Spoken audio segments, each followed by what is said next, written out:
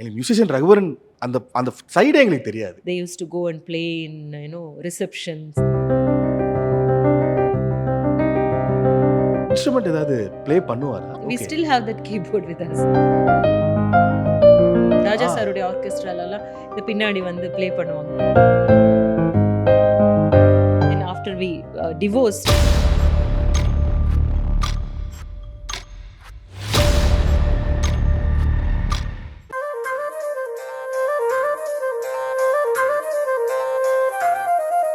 Musical journey வந்து நாங்கள் release பண்ணோம். ரஜினி சார் கேட்டபோது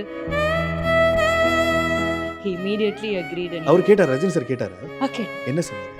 ரொம்ப நேரம் பேசிட்டு இருந்தார். I still miss him.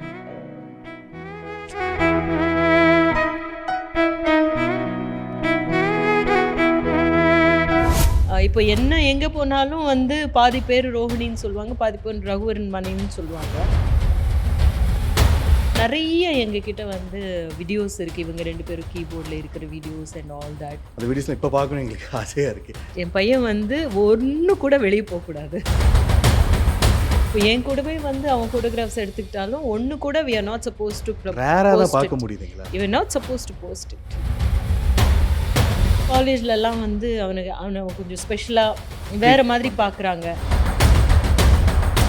அவர் சாரோட படங்கள் ஏதாவது பார்த்து ஏதாவது அவருக்கு பிடிக்கும் எனக்கு அப்படின்னு அவரை வந்து ஆக்டராக கவனிக்கவே இல்லாமல் என்னையும் வந்து அவன் ஆக்டராகவே பார்க்க மாட்டான். ஆனால் அவருக்கு வந்து அதுதான் மிகப்பெரிய வருத்தமாக இருந்தது. he was very frustrated, he was very very unhappy.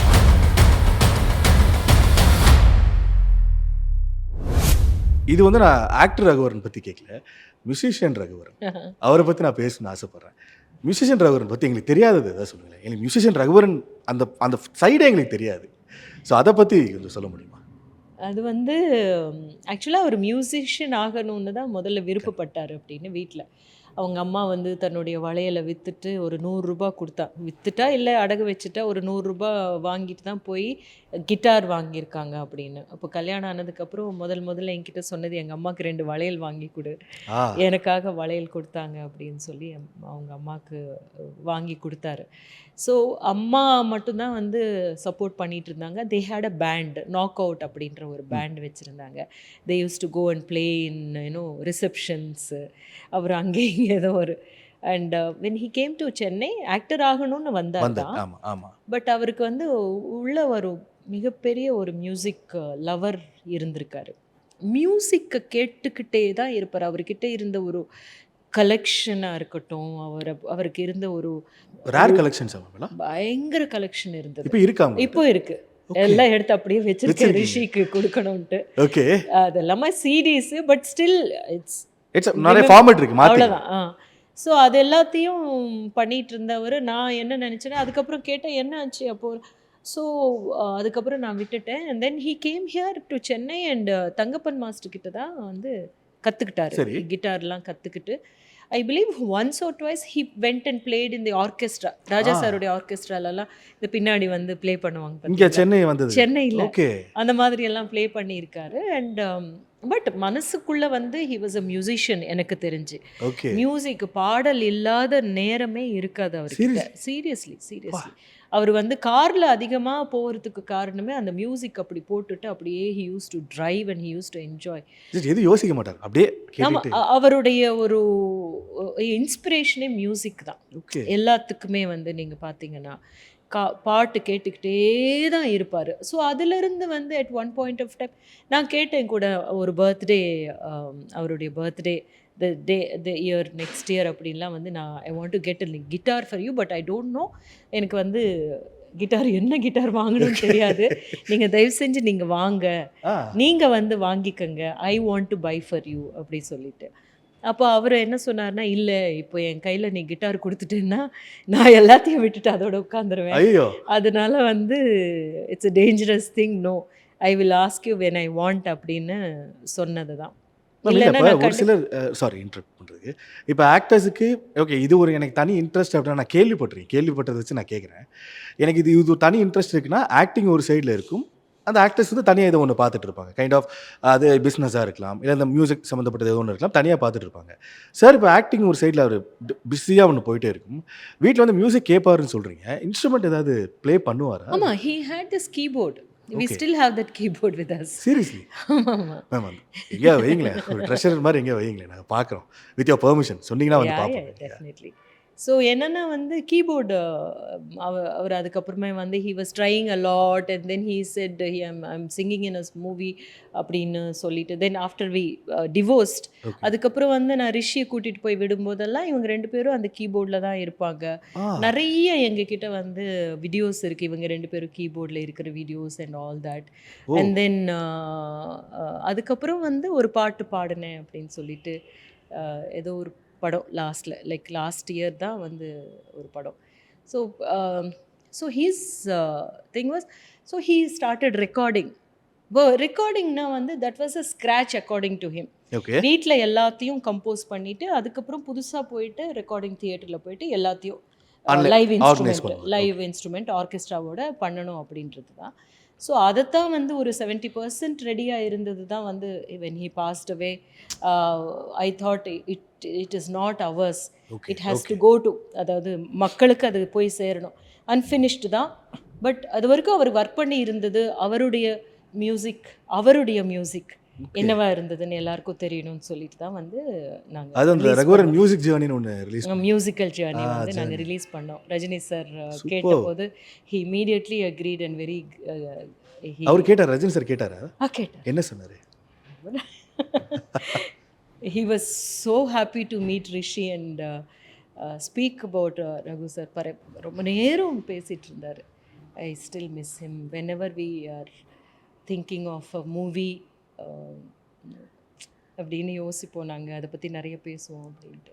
Okay. இப்போ நீங்கள் சொன்னீங்களே அந்த மியூசிக் சம்மந்தப்பட்ட எங்களுக்கு தெரியாத ரகுவரன் சார் சொன்னீங்களே, அது இப்போ எனக்கு நீங்கள் சொன்னதுக்கப்புறம் பயங்கரமாக கனெக்ட் ஆகுது. முகவரி படம் என்ன இப்போ எனக்கு பயங்கரமாக கனெக்ட் ஆகுது. ஏன்னா அஜித் சாரோட கேரக்டர் வந்து அந்த மியூசிக் சம்மந்தப்பட்ட ஒன்றுக்கே போயிட்டுருக்கோம். இந்த கிளைமேக்ஸ் இப்போ எனக்கு ஹிட் ஆகுது.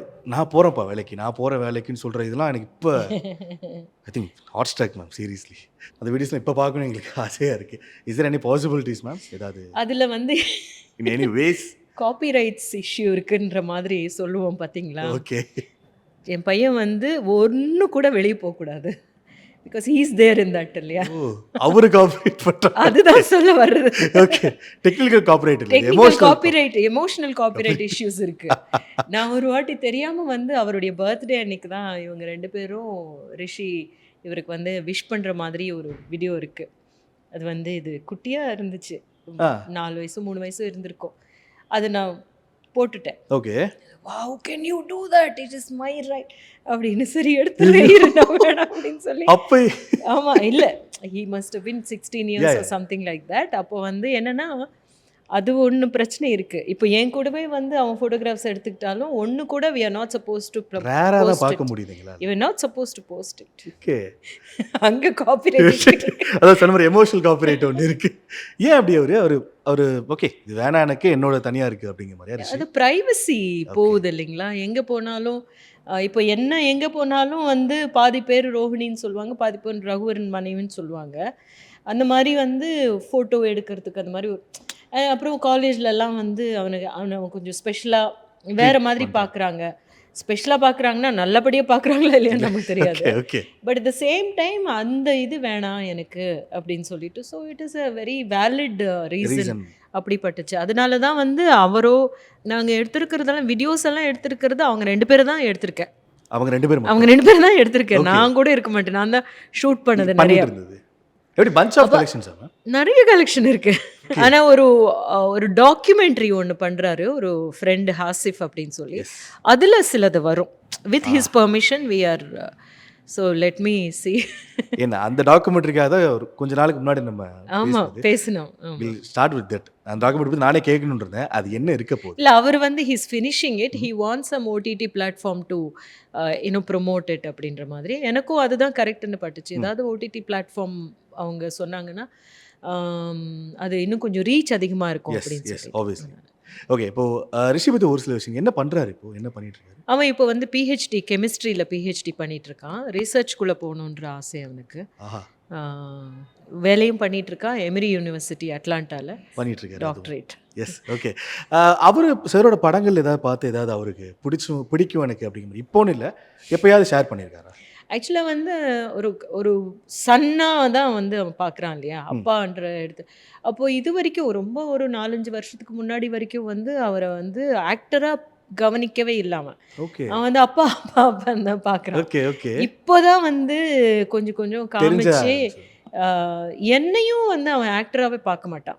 என்னுடைய எந்த பெர்ஃபார்மன்ஸ்னா அந்த மகளிர் மட்டும் கொஞ்சம் ஏதோ சொல்லுவான், ஏன்னா அதில் ஃபன்னியாக இருக்கேன். அதுவும் கொஞ்சம் மேம் விரும்மாண்டி என்ன ஒன்றும் தெரியாது அவனுக்கு.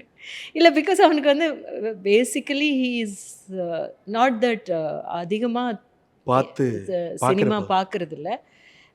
அது என்ன ஒரு பாருங்களேன், இல்ல மகளிர் முரண் மட்டும் பாருங்க. எனக்கு அதுதான் புரியல. நாங்கள் 2 பேருமே சினிமானா இது அவனுக்கு வந்து ஸ்டடீஸில் இன்ட்ரெஸ்ட்டு. ஓகே அதனால வந்து படம் பார்ப்பான் லைக் இன்னும் நிறைய படங்கள் பார்த்துட்டு அவனுக்கு ஒரு ஒப்பீனியன் இருக்குது, ரொம்ப ஸ்ட்ராங்கான ஒப்பீனியன்ஸ் எல்லாம் இருக்குது. பட் ரகுவுடைய படங்கள் அப்படின்னா அஞ்சலி நல்லா தெரியும். சூப்பர். ஓகே அப்புறம் வந்து பாஷா தெரியும். ஆ அந்த அப்புறம் ஐநோ சீன் யாரோ அனுப்பிச்சாங்கன்னு சொல்லி பார்த்தான் போல இருக்கு. அதுவும் யாரும் அமிச்சாங்கன்னு சொல்லி. ஓகே, இப்போ அஞ்சலி சொன்னீங்கல்ல, அஞ்சலி வந்து என்னோட இப்போ நீ சொன்னதுக்கு அப்புறம் வாவ் அப்படின்னா அது அது என்ன உள்ளே போய் எனக்கு இந்த சினிமா என்னன்னு தெரியாது. அந்த சின்ன வயசில் சினிமா என்னென்ன தெரியாத டைமில் நான் டிவியில் உட்காந்து நான் பார்த்த படம் அது.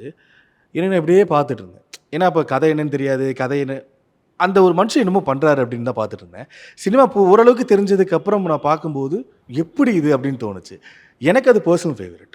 அண்ட் உங்களுக்கு எவ்வளோ ஸ்பெஷல் மேம் அஞ்சலி அந்த கேரக்டர்?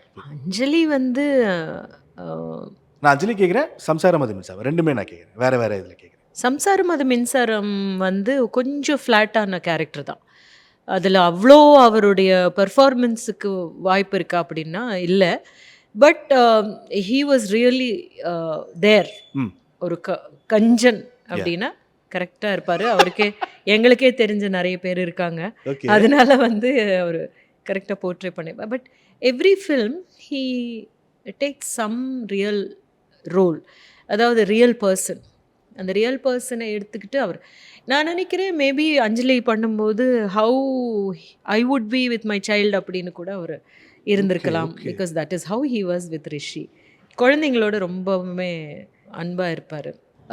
பட் அஞ்சலியில் ஒரு பர்டிகுலர் இதற்கு ஸ்டோரி சொல்லுவார் இல்லையா, கதை சொல்லுவார் இல்லையா, யாருமே ரீக்ரியேட் பண்ண முடியாதுன்னு நான் நினைக்கிறேன்.